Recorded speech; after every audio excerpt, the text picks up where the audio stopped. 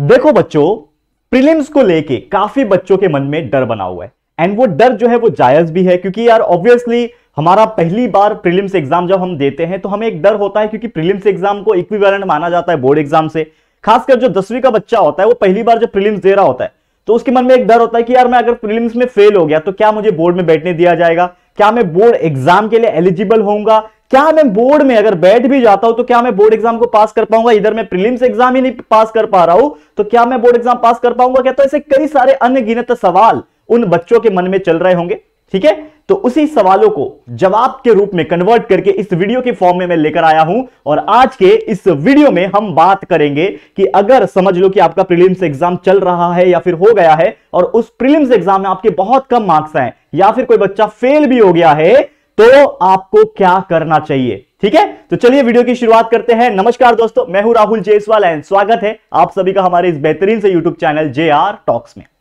तो दोस्तों, बहुत सारे बच्चे ने मुझे एक तरीके से रिकमेंडेशन भेजा इस वीडियो के बारे में कि सर ये प्लीज ऐसा एक वीडियो बनाइए। कुछ 2 या 3 बच्चे का कल मुझे अलग अलग मैसेज आया। एक बच्चे ने मुझे पूछा था कि सर मेरे प्रीलिम्स में बहुत कम मार्क्स आए, लगभग 45-50% के आसपास उसको मार्क्स मिले हैं, तो क्या मैं बोर्ड एग्जाम में बैठ पाऊंगा, क्या मतलब मुझे बोर्ड एग्जाम में बैठने दिया जाएगा क्या। एक बच्चे ने मुझे सवाल पूछा कि सर मैं प्रीलिम्स में फेल हो गया हूं, ठीक है, और उसके पहले जो यूनिट टेस्ट हुआ था उसमें भी फेल हो गया हूं, तो क्या मुझे बोर्ड एग्जाम देना चाहिए क्या, क्योंकि अगर मैं इसमें फेल हो रहा हूं तो बोर्ड एग्जाम में भी फेल हो जाऊंगा। ऐसा उसका सवाल था। एक बच्चे का सवाल यह है कि सर मुझे जो है प्रीलिम्स में लगभग 60-65% मार्क्स मिल रहे हैं, लेकिन मुझे और इंप्रूव करना है, मुझे बोर्ड में लगभग 75-80% टारगेट करना है, तो मैं कैसे लेके आ सकता हूं। तो यार मैंने तो उसको रिप्लाई किया यार कि आपको आराम से 90-95% मिल सकते हैं अगर आप एक प्लानिंग एक स्ट्रैटेजी को फॉलो करोगे तो। लेकिन वो प्लानिंग स्ट्रैटेजी ऑलरेडी मैंने एक स्ट्रैटेजी वीडियो बना दिया है और ऑलरेडी एक नया स्ट्रैटेजी वीडियो बनने वाला है जो कि कुछ ही लगभग 1-2 दिन के अंदर आसपास ये वीडियो जब जा रहा होगा तो आप चेक कर लेना। हमारा जो दूसरा चैनल है, पहला चैनल मतलब JR ट्यूटोरियल्स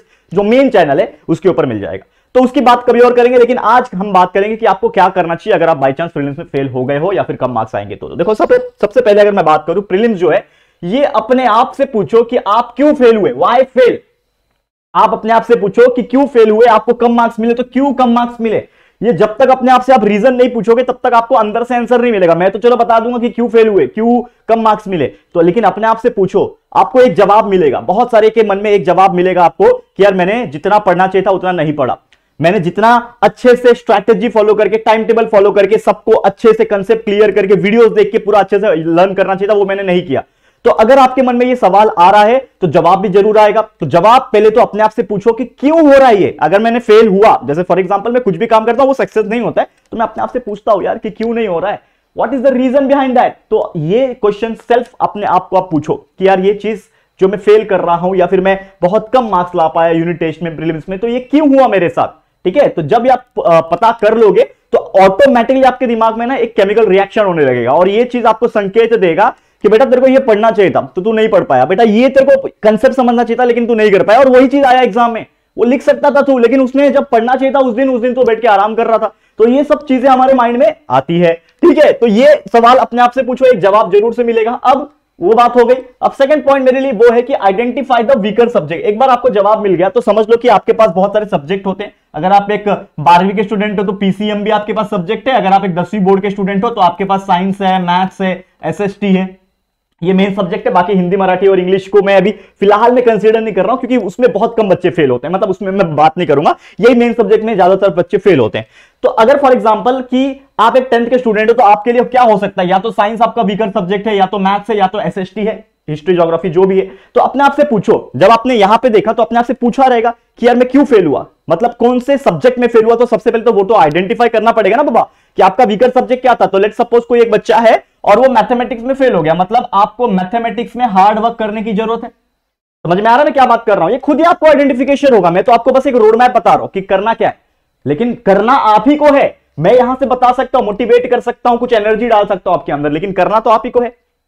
आप नहीं करोगे तो शायद आपका जो मन चाहा जो रिजल्ट है जो आप चाहते हो वो शायद नहीं आ पाएगा फिर, ठीक है। तो हम कितना भी कोशिश कर ले, हम कितना भी अच्छे से पढ़ा ले, पूरा मेहनत करके दिनों रात एक करके पढ़ाते हैं, मेरा गला बैठ जाता है चिल्ला चिल्ला के, ठीक है ना। आप जानते हो इतने वीडियोस बनते हैं, लेकिन फिर भी क्या करते हैं हम, डेली आ जाते हैं और आपको समझाने की कोशिश करते हैं कि ताकि हर बच्चा, एक बच्चा भी अगर डेली का समझ पा रहा है तो हम कामयाब हो रहे हैं, मतलब, ठीक है ना। क्योंकि यार हम चाहते हैं कि ये यूथ जो है, आप लोग जो देश के लिए कुछ कर दिखाए, ये मेरा एक सपना है। हमारे महाराष्ट्र स्टेट के लिए कुछ कर दिखाए, ये मेरा सपना है। करेक्ट है? तो ये चीज हमारे मन में है। तो समझ लो कि आपका मैथ सब्जेक्ट है, अगर आप 12th के स्टूडेंट हैं तो फिजिक्स समझ लो हो गया, केमिस्ट्री हो गया। तो अगर आपको आइडेंटिफाई हो रहा है कि whether the weaker subject is 1 और 2 और सभी आपके वीकर सब्जेक्ट है, कुछ बच्चे ऐसे भी होते हैं ना कि यार मेरे को तो सभी हार्ड लगता है, मतलब फिजिक्स, केमिस्ट्री, मैथ्स, बायोलॉजी सभी हार्ड लगता है, साइंस, मैथ्स, एसएसटी सभी हार्ड लगता है। तो देखो उनके लिए हार्ड अगर लग रहा है, आपको सभी सब्जेक्ट हार्ड लग रहा है, तो मतलब समझ लो आप लोग एकदम लास्ट वाले कैटेगरी के स्टूडेंट्स हो, उसमें बिलोंग करते हो। तो आपको तो एकदम मतलब बोलते हैं ना एकदम ऐसा मेहनत करना है कि किसी ने किया नहीं है। ठीक है ना? जैसे वो समाधि जो लेते हैं ना, मतलब एकदम यज्ञ करके करते हैं, एकदम डीप थिंकिंग वाले, वैसा वाला करना है आपको एकदम। ठीक है? क्या बोलते हैं उसको? यज्ञ बोलते हैं ना, क्या बोलते हैं उसको, मुझे वर्ड्स नहीं आते वो वाले। ठीक है? तो आपको वैसा एकदम इतना मेहनत करना है कि किसी ने किया नहीं रहेगा। ठीक है? तपस्या करना है, yes that is the word. मैं कब से कोशिश कर रहा था वो बोलने के लिए, वर्ड नहीं आ रहा था मेरे मुंह में। तपस्या, आपको वो तपस्या करना पड़ेगा। समझ में आ रहा है? अब जब आपने अपना वीकर सब्जेक्ट को आइडेंटिफाई कर लिया, तो अब उसके ऊपर मेहनत करने की बारी है। तो आपको क्या करना है कि एनालाइज दो सब्जेक्ट। ठीक है? अब क्या करोगे आप लोग कि जब उस सब्जेक्ट को आपने देख लिया, तब उसको एनालाइज करो कि भैया कौन से टाइप के क्वेश्चन में मेरे को दिक्कत आती है। लेट्स सपोज कि आपका मैथ्स वीकर सब्जेक्ट है, आपको पता चला कि मैं मैथ्स में फेल हुआ हूं।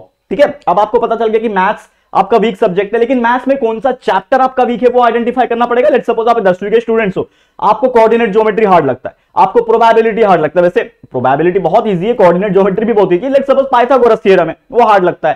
ठीक है ना? सिमिलैरिटी चैप्टर है या फिर मेंसुरेशन चैप्टर है मैथ्स में। पार्ट 1 की अगर मैं बात करूं तो स्टैटिस्टिक्स चैप्टर है। तो अगर आपको जो भी चैप्टर, समझ लो कि 12-15 जो भी चैप्टर्स है आपके कुल मिला के, तो 15 चैप्टर्स में से आपको कौन सा चैप्टर हार्ड लग रहा है। लेट्स सपोज 4-5 चैप्टर्स आपको हार्ड लग रहा है, तो आपको वो 4-5 चैप्टर को पूरा एनालाइज करके देखना है कि कौन से टाइप के क्वेश्चंस में आ रहे हैं problem.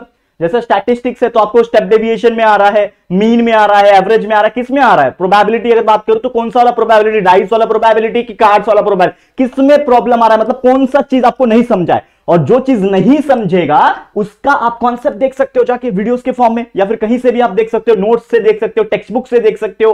What ever the method you want to follow, please follow that, लेकिन आपको देखना जरूर पड़ेगा। समझ में आ रहा है मैं क्या बताने की कोशिश कर रहा हूं? तो आपको जब एनालाइज कर लिया आपने उस सब्जेक्ट को, अब एनालाइज करने के बाद आपको टाइप के क्वेश्चंस देखने हैं कि भैया इसको मैं प्रैक्टिस कर लेता हूं, जितना हो सके प्रैक्टिस करता हूं, ताकि हमारे मार्क्स जो है वो इंप्रूव हो सके आने वाले टाइम में। नेक्स्ट अगर मैं बात करूं, उस सब्जेक्ट को जब आपने देख लिया कौन सा सब्जेक्ट वीकर है, कौन सा सब्जेक्ट क्या है, फिर उसको एनालाइज कर लिया, कौन से टाइप में क्वेश्चन में प्रॉब्लम है वो देख लिया, अब उसके ऊपर आपको हार्ड वर्क करने की बारी है। वर्क हार्ड मतलब जितना हो सके उस सब्जेक्ट के, उस पर्टिकुलर टाइप के, उस पर्टिकुलर टॉपिक के क्वेश्चंस के ऊपर इतना मेहनत करो कि यार आपने अभी तक नहीं किया रहेगा। क्योंकि अगर आप सोच रहे हो कि यार मैं प्रीलिम्स में फेल हो गया हूं और बाकी एग्जाम में मेरे को दिक्कत आ सकती है, ठीक है, बोर्ड एग्जाम में दिक्कत आ सकती है, तो एक चीज मैं सबसे पहले क्लियर कर दूं, जो मैंने स्टार्टिंग में ही बोलना चाहिए था, जो मैंने नहीं बोला, वो है कि यार प्रीलिम्स का और बोर्ड एग्जाम का कोई भी लेना देना है नहीं। ये ऑलरेडी मैंने बता चुका हूं। प्रीलिम्स में आप फेल हो जाओ, यूटी में फेल हो जाओ, कोई फर्क नहीं पड़ता, आपको end to end board exam ही देना है। ठीक है? बस अनलेस एंड अनटिल कि आपने कुछ ऐसा चीज नहीं किया हो, ब्लैकलिस्टेड ना हो कि आपको बोर्ड में बैठने ही नहीं दिया जाएगा, स्कूल की तरफ से भेजा ही नहीं जाएगा आपका जो आईडीज होते हैं वो सब, तो यार वो अलग बात है। रेयरेस्ट ऑफ रेयर केस होता है, मतलब हजारों बच्चे में किसी एक का ऐसा होता है कि जब स्कूल ही मना कर देता है कि भैया इस बच्चे को तो मैं बोर्ड में भेजूंगा ही नहीं, वो अलग केस है। ठीक है ना? बहुत वो नालायक किस्म का बच्चा होता है तो उसको नहीं भेजते, लेकिन यार ज्यादातर तो भेजा ही जाता है, ये आप जानते हो। करेक्ट है? कोई टेंशन वाली बात नहीं है। ठीक है? 99.99% भेजा जाता है। तो आपका बोर्ड एग्जाम तो देना ही देना है आपको, मतलब आपका जो यूनिट टेस्ट, माफ करना, यूनिट टेस्ट ना आपका प्रीलिम्स एग्जाम, ये दोनों ही मैटर नहीं करता, भले ही फेल हो जाओ, भले 90% 99 निकालो, लेकिन इससे आप एक आइडेंटिफाई जरूर कर पाते हो कि मेरा कैपेबिलिटी कितना। लेट्स सपोज कि आप अगर प्रीलिम्स में फेल हो रहे हो तो कहीं ना कहीं बोर्ड में भी आपको डर लगेगा। तो इसीलिए तो ये स्ट्रैटेजी वीडियो में बना रहा हूं ना, ये वीडियो क्यों बना रहा हूं, ताकि आप उसको क्या कर सको, ओवरकम कर पाओ। क्या करो, उसको पता लगाओ कि क्या सब्जेक्ट वीकर है, उस पर कैसे मेहनत करना है। तो जैसे अभी मैंने बताया कि आपको उस सब्जेक्ट्स पे हार्ड वर्क करना शुरू कर देना है। ठीक है? अब जब हार्ड वर्क करना शुरू करोगे तो आपको टाइम चाहिए होगा, तो सबसे बेस्ट तरीका है utilise the time of PL. What do you mean by PL? That is preparation leave. Preparation leave मतलब छुट्टियां मिलती है कि नहीं 10वीं और 12वीं के लिए, बोर्ड एग्जाम के लिए पढ़ने के लिए। लगभग 10वीं के लिए कम से कम 10 से 15 दिन छुट्टियां मिल जाती है। ठीक है ना? आपका स्कूल्स रहता है, स्कूल्स के लास्ट में प्रैक्टिकल्स हो जाते हैं, ओरल एग्जाम वगैरह जो भी होता है, प्रोजेक्ट सबमिशन सब हो जाता है, उसके बाद 10-15 दिन का गैप मिल जाता है।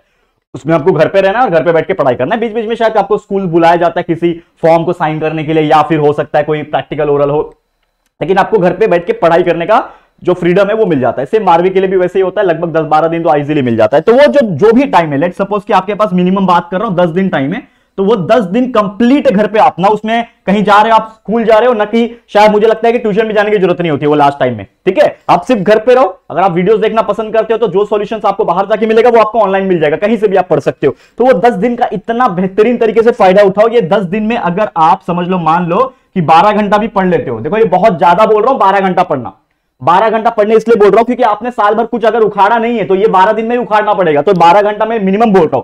तो 12 घंटा 10 दिन 120 घंटा, 120 घंटे में तो हमने पूरा इंजीनियरिंग कंप्लीट कर ली थी।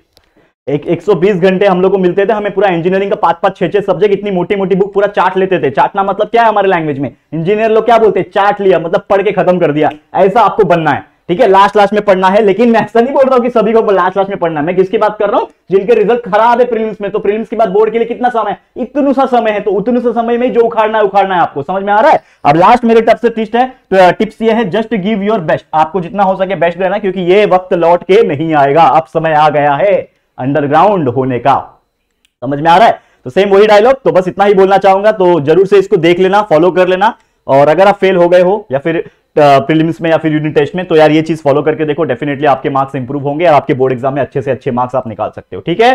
समझ में आ गया, तो इसी के साथ वीडियो समाप्त होता है। उम्मीद करता हूं ये वीडियो आपके लिए हेल्पफुल रहा होगा। ये वीडियो आपको कैसा लगा प्लीज कमेंट करके जरूर से बता देना। अगर वीडियो पसंद आया है, अच्छा लगा है, तो प्लीज वीडियो को लाइक कर देना, अपने दोस्तों के साथ जितना हो सके शेयर करो। मुझे ऐसा लगता है कि हर 10वीं का बच्चा, 12वीं के बच्चे तक ये वीडियो पहुंचना चाहिए, तो प्लीज शेयर टू एवरीवन। और पहली बार अगर आए हो चैनल पे तो प्लीज यार चैनल को सब्सक्राइब जरूर से कर देना, आपका अपना ही तो चैनल है, ठीक है। तो जरूर मिलेंगे एक और वीडियो में, तब तक के लिए thank you and good bye.